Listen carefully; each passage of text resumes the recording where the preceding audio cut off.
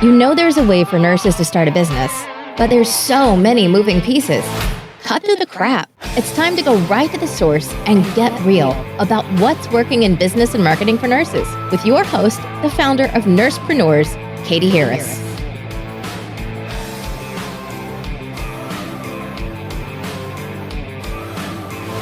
Hi, it's Catie, and it's another episode of the Nursepreneur podcast. And today I have Melinda Chichester from Healing Touch Transitions. Melinda is an energy practitioner and end-of-life doula. So I'm really excited to talk to you, Melinda. Thank you so much for coming on our show today. Well, I too appreciate the invitation, and I am so passionate about this work. So I'm just so glad to be able to share it with you, Catie. Yeah, so maybe, you can start by telling us what it is exactly that you do and how you help people with Healing Touch Transitions. Are you looking more for the doula side or my energy? Well, let's start. Yeah, you have so much going on. What do you think would be like the easiest thing to start people out with? So, around about 4 years ago, I was in community and I had a student in a class who we do introductions, and she shared that she was a birth doula. Most people understand the birth doula language, which is, a woman of service. We bring babies into this world, which, believe it or not, Catie, I always wanted to do. But life took me towards end of life. And so during her introduction, she shared that she was an end of life doula. And I thought I actually had been called to the vocation that I needed to pursue. And so I've been involved in hospice for probably 15 years in many capacities. As a volunteer, I eventually became the director of volunteers. And that's actually where I found my energy work, which we can go into a little bit later. But I knew with the hospice care that was really my vocation. When I heard about an end-of-life doula, I knew that our birth doulas brought those souls into this world. And I have been so blessed to be able to birth souls out of this world. And so I just went and pursued education 3.5 years ago. There were very few people who were really educating people like myself in the industry. And now it is truly, I think, a universal calling right now where we're bringing the educators up. And now the students are now being groomed to support their communities and do end-of-life care. And how is this, how is it different, or how does it differ from hospice care? Yeah, great question, Catie. That took me a long time to kind of justify the difference. And what I have found is that doula care magnifies the hospice environment. I am a firm believer in hospice. It is a benefit we all have. It is a way to support those that are in transition and the families themselves. And what the doulas are able to do is that we're able to give more time to a client. Hospice tends to have a checklist. They're very busy. They've got many clients and people they're taking care of. And so they've got to go in, do their due diligence, and then they have to leave.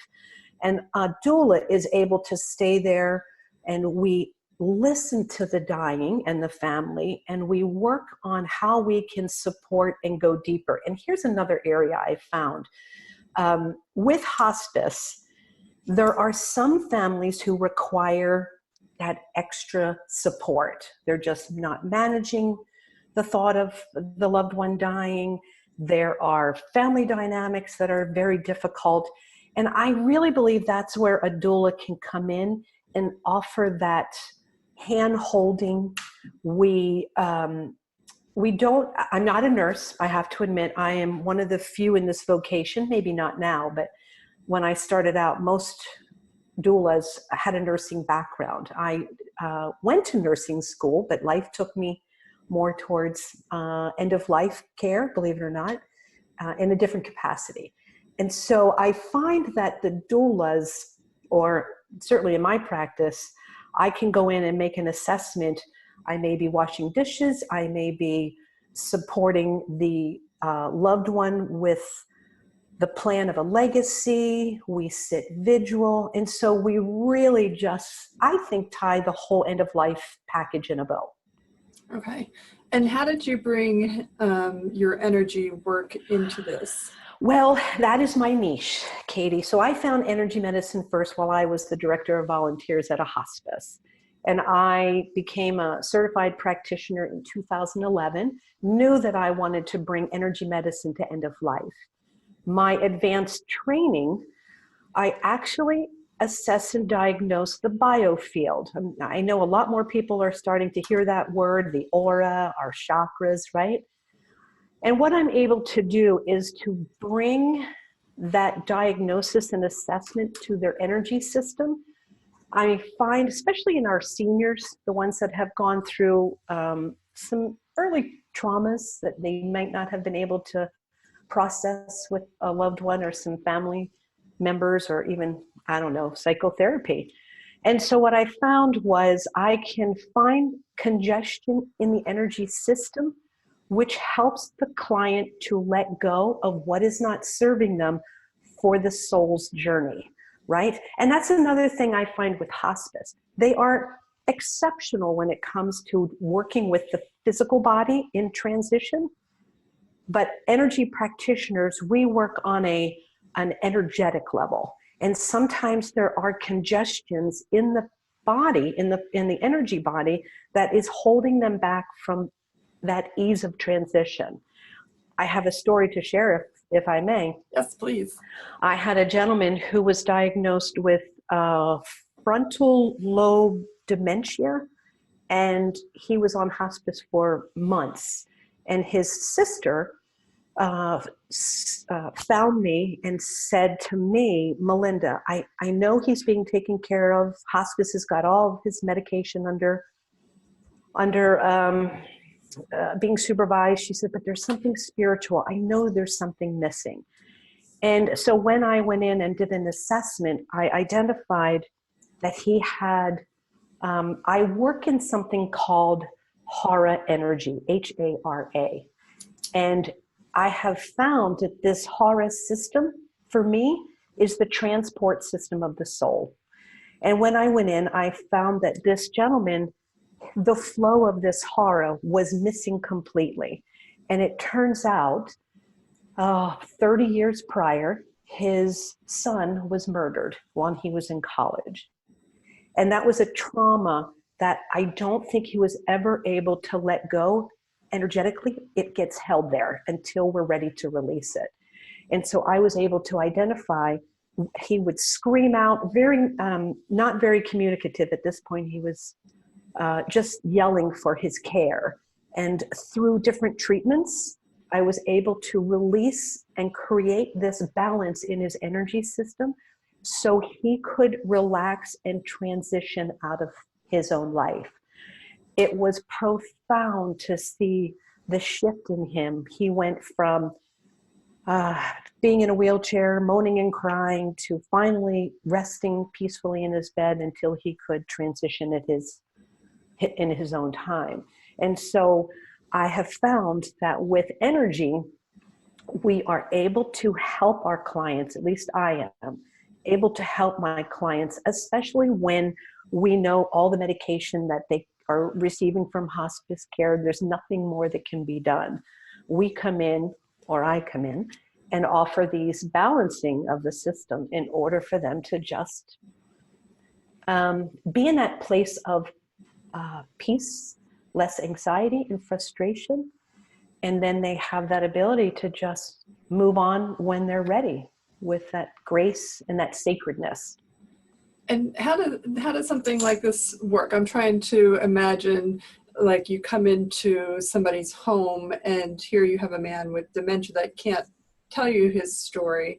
How do you kind of tease that story out? And do you have like tools and stuff that you use, or is this all just something that you tap into?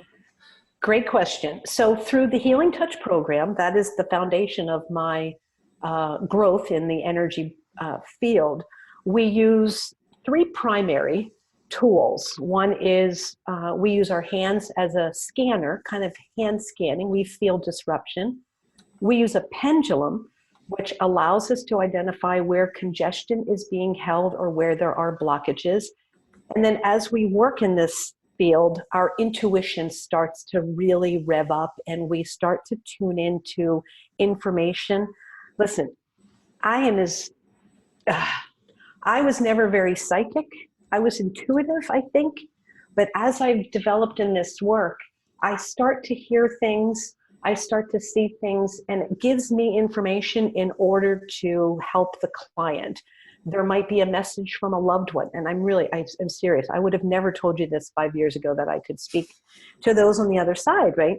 I come from a very Christian background. It was against all my belief system. But as I work with those that are dying, oh, Catie, I think what I love to do most about this work, there is symbolic languaging that the dying gives their loved ones to share with them what is happening in their life. It could be a tear of gratitude. This gentleman who I told you about his sister was with him. And she had this moment where she saw the agitation in her brother. And then in the next moment, she saw this peace and this angelic look that came over him. And then moments later, he was back into that agitation. And she absolutely saw that he had been visiting the other side and coming back. And through our discussion and helping her identify this, she realized he was telling her, I'm okay. I'm going to be okay. And I need to go. Right. And so I really enjoy helping people to see how the loved ones are communicating with them. A lot of people think that there's dementia going on or some kind of confusion, right? But it's actually the dying person who is sharing information to let them know what their journey is and how they're doing in the journey. Well, that's a really interesting look at death that I think that we don't, think about them giving us messages, and to understand that symbolic language is, is this something that anybody can learn to do? Is this something that you have to be like? I think some are better than others. I do believe that my energy background has helped me to identify that and see it. And I've been in the hospice profession for a little bit of time. Absolutely. One of our beliefs with the Healing Touch program is that there should be an energy practitioner in every community, right? So I think anyone doing energy has an advantage, because what happens is, to be a practitioner, to hold that space for someone who needs support energetically, we have to keep ourselves clear, balanced. We call that self-care. If we don't do self-care, it is very challenging for us to hold what we call a healing presence. And so when we keep ourselves in that better state, right, we're able to facilitate that movement of energy. It can be very challenging. And I can just speak, I'm in a huge transition right now. My husband and I just moved from Colorado back to Pennsylvania. My parents are elderly. I can't be their doula, but I can be their daughter who has the doula practice in her, right? And so it was time for us to come back. And at the moment, it is all about self-care for me while I'm in this transition. And so that is one thing I'd like to give our anyone listening, is self-care is the key to holding, grounding, balance, joy, even in the midst of difficult situations, and especially if you're losing a loved one. Those caregivers, I think, are the ones who need the most self-care while they're taking care of that loved one who's dying. So were you able to find a doula in Pennsylvania to help your family, your parents, or it's not at that point yet? Like, at what point would you bring a doula in? Wow, great question. I think our preference for me would be to bring somebody in who is still mobile, active, and communicating. We help to create legacies. And so if we have the person who is able to communicate what they want to leave behind, then it makes our job easier. If we get into the situation, into a family where they're already at that stage where they're not able to talk and we're just going in and offering support, right, it becomes more challenging. That's where we begin working on the plan of what the vigil should look like. And that's also something we'll want to talk to the dying about. Who do you want in the room? Who don't you want in the room? What do you want to smell? What do you want to hear? What, you know, we speak to the five senses. And so we create that sacredness at end of life. And our hope is that the dying will feel empowered to offer that information to us. And a legacy, I'd love to share this. This just happened recently. I haven't done many legacies. Usually I'm called in, especially with hospice, they're at that more of 11th hour.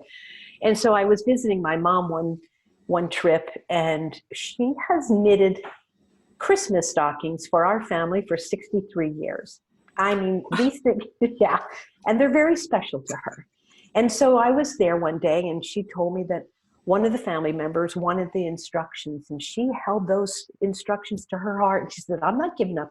I'm not giving these up. These are mine. I said, Mom, let's just think about this, right? What would happen if we created a real easy pattern and we blessed this family member, even if they gave it to somebody to knit these stockings, right? I said, look at the legacy you're going to leave behind. Her eyes lit up. She's like, wow, okay. And then we started to rewrite and formulate these knitting patterns. And so now I tell you, it is the greatest thing for me, because those stockings are, every one of us, there's probably 60 of us that have one of these stockings, right? So it can be as simple as that, or a legacy as a collage or a video, right?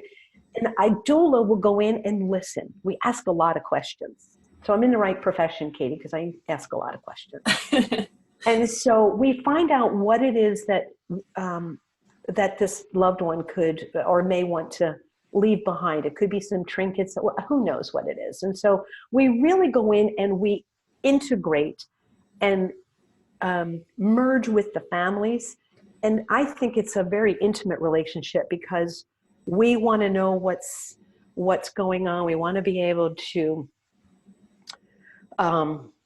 bring out information. Is there a part of their lives, the person in transition, that there's been a trauma around, right? And so we really go in trying to figure out how to help and support what it is they need in order to, I like to say, an effortless effort in that dying process. Mm-hmm.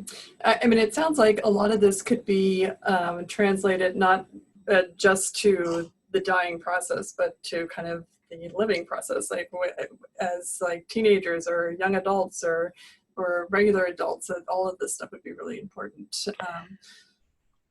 Absolutely. It's why I named my business Healing Touch Transitions. Although my passion and joy is to work with those in end of life, anyone in transition, this can serve.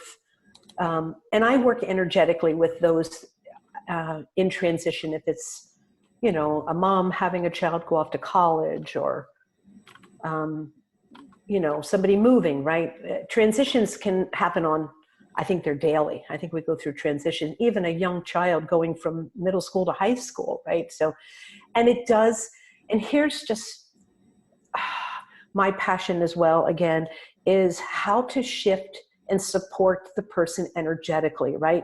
There are so many tools to help people on a physical level. And I absolutely see the advantage in helping those energetically, because we're not physical. We just know we're not physical anymore. Science is really starting to catch up with what those gurus have known for thousands of years, right? But we're starting to see and get the science behind it, which is awesome. Yeah, no, that was something that I found fascinating. Like when they break the atoms down and you find out there's nothing but light and energy, and and that's what we're made of. And it's hard to like comprehend, because it's like, well, I have this arm here, but it, at the cellular level, it's just energy and light, and there's nothing else. And yeah, it is. So that's And fascinating. it's, and with the dying there, and help me if I'm breaking up, you broke up just a little bit, but with the dying, right, there are times where they just can't share what it is that's on their heart. We also do meditations, voice guided imagery. I have another great story for a gal who 101. I mean, she was as ornery as they come, loved her. She had been bedridden for months and being fed 3 meals a day. Maybe she was 100 pounds soaking wet. And and doulas are very honest. We talk about death. I think that's another aspect of our work, and hospice as well, but we really talk about death. What is it you want? Who do you want, right? What do you want your room to look like? And so with this gal, she had fear, deep, deep fear around dying. And I found out through our conversations that when she was a young woman, she had been locked in a garage. These boys had locked her in this garage, which she said it happened twice in her lifetime.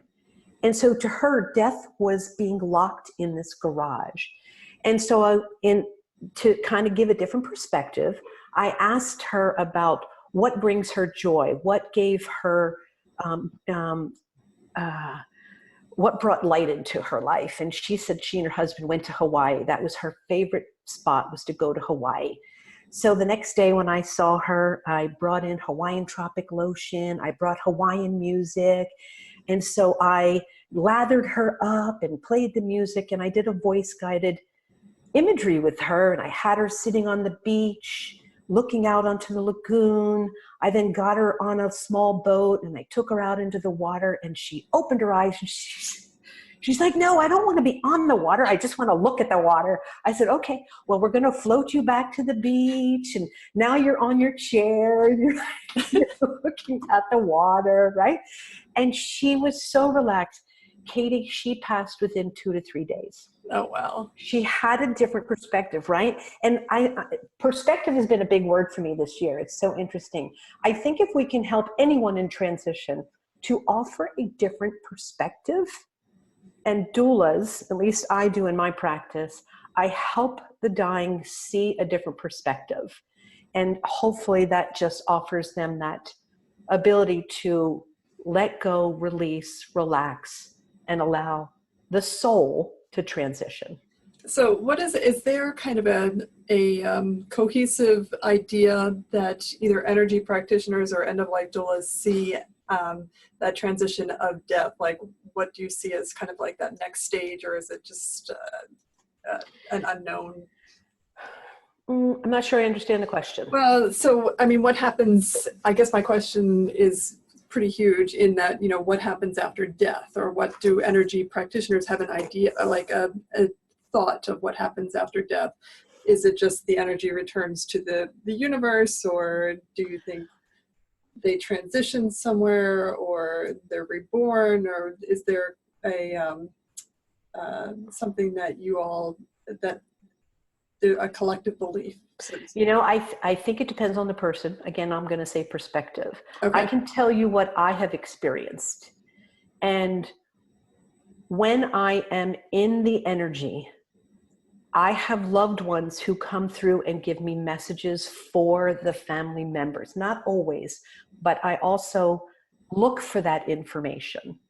There are some people, and my father's one of them. He thinks when he dies, he's just going to be, in the ground, and that's the end of it. So he has being eaten by maggots and stuff. It's such a horrible perspective. He has a very deep, deep fear around death. So it's going to be interesting as I begin to help him have a different perspective of what end of life is going to look like. And he's not close, but he's getting feeble. When I am working with the dying and they're in that 11th hour, I intuitively talk to my clients on a soulful level. And I ask them to show me a sign that they make it to the other side. And I've had the strangest things showed, I get pictures. That's my intuition. We all, energy practitioners, have a specific language or information how we receive it. I get pictures like a photograph.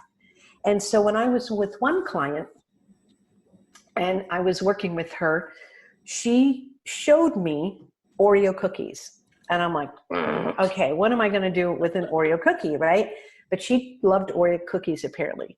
And usually within around 3 days after the passing, I will get information and confirmation that they have transitioned. And so 3 days later, I walk into our local supermarket and it was the biggest display of Oreo cookies I've ever seen in my life. And so I go, thank you very much. I'm so, happy for you. Another person, it was sunflowers. Her favorite flower was sunflowers. And again, in the same supermarket, I don't know what it is about supermarkets. They're able to let me know in my supermarket. There was another giant display of sunflowers, right? And so I do believe, first of all, it all faces space in the universe. If our souls we didn't have this beautiful environment to live in, right? This cosmic soup that we get to go to. And because I hear from loved ones who have passed, I absolutely believe that they are with us, just not on a physical level. My grandmother speaks to me all the time. I get pennies all the time. That's a lot of people get pennies, right? My other grandmother, you're going to laugh, she gives me parking spaces. And so I like that. So when I need a parking space, I call my grandmother to help me out, right? So I really do believe, only from my experience, that life does not stop when we leave the physical body. This is just a wetsuit. It's confined, it's tight. And when we let go of this physical body, wow, I think there's just, I don't even know if I could even fathom the freedom. I do believe we can reincarnate. I didn't believe it at first. It wasn't part of my belief system. And I've actually said to the universe, I want all my lessons now because I don't want to come back to this planet, right? I've reached the point now where I don't want any more lessons because I'm kind of maxed out on my lessons. But I really believe that it's up to the soul if it has more growth work, if you didn't learn the lesson in this lifetime, yeah, I think you could come back again. So it really depends on I think, your religion, your beliefs. I just know, working in energy, we tend to put boundaries and parameters around specific things. In energy, we can't, it's boundaryless. We're all mixed. You and I are connecting even through through our phone conversation, right? I do long distance work and I can do energy work. It's kind of quantum physics on steroids, right? So we can actually do this work without even being present to the client. And I think when we can broaden that awareness, it could change a lot of lives. But there are some people that still think this is quite woo-woo. Others think this is the work of the devil. But Catie, the difference for me is that I follow the science. I want to be able to speak to the energetics of the research and the information that we're getting from those that are pursuing the deep science of energy medicine. And it's out there, yeah. It's definitely out there, and it is fascinating, and that's something that kind of brought me this way, because in I think what you've said 5 years ago, having this conversation, I would have been like, you're crazy, and I've come full circle, and now when I go into the hospital, people are telling me, you're crazy. I'm not crazy. Like, there's, I've just gone down this path and it just keeps leading me deeper and deeper. And I've even had a friend that's like, well, once you start collecting crystals, we're done. I'm like, well, crystals have energy in them. Like, I don't, it's just something that's, it's taken time for me to get to where I am, and I still have a long way to go. And here I want to gift you with something so profound, is because now that you have this knowing, energy is going to start coming at you faster. This information is just going to keep coming across your path, because what happens is, as you embrace a higher vibration, which is love, joy, happiness, right? Information, you will you will manifest things. People will come across your path that you'll be like, now, how did this happen, right? But it's because as we resonate, and I never got this, I just couldn't wrap my head around this vibration resonancy thing, right? But as I've grown as a practitioner, and even in my own personal life, if I am starting to slip down that slide of, I get anxiety, I have a little ADD from my mom, and I see it coming now. I used to just fall into the chasm. But now when I see it coming, I go, okay, self-care, get a massage, go take a walk, hey, I'm a crystal hoarder, go buy a crystal, right? It shifts energy, right? And so I'll do everything in my power to shift the energy so I don't have to fall into the chasm. And I can find a way to be at peace, even in the midst of the chaos. And I have to tell you, Catie, we're living with our son right now. We're looking to buy a home. Life is way out of control right now. And I have to do what I can for self-care. And believe it or not, talking to you and being able to talk about end of life and energy medicine, that is more self-care to me than just about anything. My day is going to be great once you're done, right? And so really, I do a presentation called Self-Care is Good Healthcare. We have to remind the people in our lives. It's the first question I ask my husband or anyone in my family when they're starting to get upset and anxious. And I'll say, what are you doing for self-care? And like, yeah, I know, I get it. Okay, blah, blah, blah, blah. And so really self-care is what helps the vibration and our frequency to rise, where we can then draw what information we need. So let me ask you a question about the business aspect of this. So one, how did you know that this could be a business? And two, how was that transition to, presumably since the business, you asked people to pay for these services, right? Was that a difficult transition for you, and how do you handle that? I'm still in transition. I'm kind of an entrepreneur. A lot of the doulas who are going through the training are either volunteering and doing this in a hospice, hospital. I, for one, I am spearheading a career in this. And so at the moment it's referrals by word of mouth. Now that I'm in Pennsylvania, I'm having to kind of regroup and refigure that out. I had a challenge on how to charge for this. And so for me, I charge for my energy work. And so I go in and do what I need to do for the energy system, but then I will stay for 2, 3, 4 hours afterwards doing my doula care. And so that was the way for me to get in for my doula work. Interesting, when I was in Colorado, I heard of one gal who was hired by a funeral home. And so they have a doula on staff at the funeral home. And hospice is still a little leery.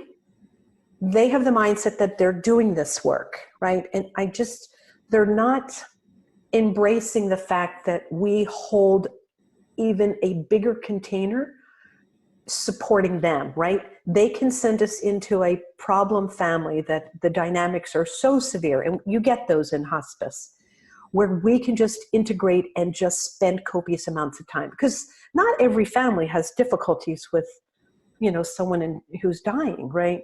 And so hospice is still struggling with that a little bit. At the moment, what I've been watching over the last 3.5 years is the universe has been calling the educators. So the educators are coming up. There's quite a few out there now that you can receive you can be certified or just receive the education around doula work. And so now what's happening is there is a universal calling on the lay people. Catie, I get so many calls from people who either have found my website or who've heard about me and my doula work, and they call and say, Melinda, I hate death. But whatever reason, I feel like I'm being called to be of service to this. So there is this, I really believe the baby boomers, for some reason, energetically, they're wanting an option versus dying in a hospital or a nursing home. And so I think the doulas are strategically being groomed to support what the need is going to be down the road. Yeah, no, interesting, because I know my dad, he's watching his golf buddies and his friends start to die off, and he's getting very anxious about it, which I can appreciate. But very much so. And I think the doulas, we bring the sacredness back. We help people to not be afraid what's on the other side. And energy practitioners, when we offer our techniques, we have a specific intention when we do a treatment. But for many, they have a spiritual kind of an aha moment, because we get them into that place of an altered state. They're able to realize that there is something, I think, on the other side. So I found that has been very helpful for people to be able to let go of their fear. It's really the fear we have to help them with, and the anxiety, and with energy. And that can be energy, any energy. It could be Reiki. It could be music therapy is like the it factor right now in how people are supporting using energy oils, right? And so I think it doesn't matter the tool that's in your toolbox. I think we just need to bring energy tools to anyone in transition. And so, because we're all living in this fight or flight, right? We're just all so anxious. And so just by helping somebody relax, and people just, it's so funny, Catie. We tell our clients that our sessions, our techniques support relaxation. And people think, oh, well, I'm just getting relaxed. And I want to say, yeah, you're getting relaxed. You're letting go of driving down the highway where people are almost insane anymore. You're letting go of the stressors at home and stuff like that. And so people, I don't think they realize how powerful it is just to relax. And that's what we bring. that's awesome. Melinda, tell us about your packages, and then basically we'll kind of wrap it up with how do people get in touch with you, your website, all that kind of good stuff. So you mean packages for the doula care? Yeah. Like, so what kind of services, who could hire you, and how could they hire you if they wanted to? If I could switch that a little bit, Catie. Sure.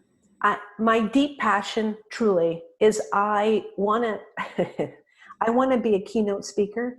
I want to be standing in front of, if it's an audience of nurses, if it's an audience of people who, there's a wonderful community called the Conscious Living and Dying in Colorado. I want to be able to stand in front of people and help educate them on the benefits of energy at end of life. And so that really is where I feel the calling. Packages, I charge by the hour for energy work, and then I support, if it's end of life, then I do the doula care. So at the moment, it's more of an hourly rate that I charge, and they can always find me on my website. My cell phone is on there. And so really I just had this vision. I was going to travel all over the country and just be a keynote speaker and sharing, and especially in energy communities. There's a lot of energy communities. Nurses are doing this work. I would absolutely love to help nurses understand the benefits about doing energy. I'm an instructor as well. I teach our level 1 class for Healing Touch, and I would love to bring energy medicine to more doulas. Not a lot of doulas are doing the energy work. It's they're doing more of the experiential, something tangible, right? Energy you can't see. It's a hard sell.